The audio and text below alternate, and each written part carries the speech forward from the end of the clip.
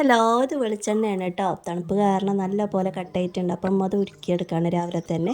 അപ്പോൾ അതാ പൂരിയൊക്കെ ഉണ്ടാക്കിയിട്ട് തണുത്ത് പോകുമെന്ന് പറഞ്ഞിട്ട് കവറിൽ കെട്ടി വെച്ചിട്ടുണ്ട്. പിന്നെ ഇഷ്ടമാണ് കേട്ടോ. അതൊക്കെ കഴിച്ചിട്ട് ഞങ്ങൾ ഇന്ന് ചൂലുണ്ടാക്കാൻ പോകാം കേട്ടോ. പട്ട വെട്ടിയിട്ടുണ്ടായിരുന്നു തേങ്ങ ഇട്ടപ്പോൾ. അപ്പോൾ നമ്മൾ വീട്ടിലേക്ക് ചൂലൊന്നും വാങ്ങിക്കാറില്ല കേട്ടോ. നമ്മുടെ തേങ്ങ ഇടുമ്പോൾ പട്ട വെട്ടിക്കും, ഇതുപോലെ ചൂലുണ്ടാക്കും.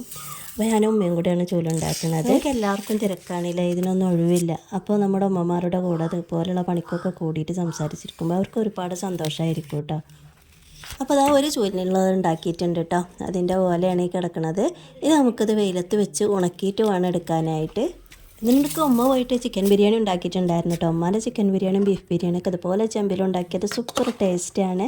അപ്പോൾ ആവി പറക്കണ ബിരിയാണി നമുക്ക് ചൂടോടുകൂടി തന്നെ കഴിക്കാം അല്ലേ. ഇതുപോലൊരു പാത്രത്തിൽ കുത്തിയെടുക്കുന്നതാണ് എനിക്ക് കുട്ടികൾക്കൊക്കെ ഇഷ്ടം കേട്ടോ. പിന്നെ തൈര് സാലഡും ചമ്മന്തിയൊക്കെ ഉണ്ടാക്കിയിട്ടുണ്ട്. ക്രിസ്മസ് വെക്കേഷന് 10 ദിവസമായിട്ട് ഞങ്ങൾ നെമ്മിനി വീട്ടിൽ തന്നെയാണ് കേട്ടോ. അപ്പോൾ ആ കുളി നിസ്കാരമൊക്കെ കഴിഞ്ഞിട്ട് ഞാൻ ബിരിയാണി കഴിക്കുകയാണ്. കഴിച്ചു കഴിഞ്ഞാൽ പറയണ്ടല്ലോ, നല്ലൊരു മയക്കമായിരിക്കും കേട്ടോ. സുഖമായിട്ടൊന്ന് കിടന്നുറങ്ങി അതിനുശേഷം എണീറ്റിട്ട് രാത്രി ഞങ്ങളിതാ നമ്മുടെ മലപ്പുറം സ്പെഷ്യൽ കലക്കിയപ്പമാണ് ഉണ്ടാക്കുന്നത് കേട്ടോ. കലക്കിയപ്പം ചട്നിയാണ് രാത്രി. അരിപ്പൊടി നല്ലപോലെ വെള്ളത്തിൽ കലക്കിയിട്ട് ഉപ്പിട്ട് ഉണ്ടാക്കുന്നത്, അതിനാണ് കലക്കിയപ്പം എന്ന് പറയുന്നത് കേട്ടോ, നീർദോശ പോലെ. അപ്പോൾ ഇത്രയേ ഉള്ളൂ ഇന്നത്തെ ഞങ്ങളുടെ കുഞ്ഞു വ്ളോഗ്. ഇഷ്ടമായാലും സപ്പോർട്ട് ചെയ്യാൻ മറക്കല്ലേ.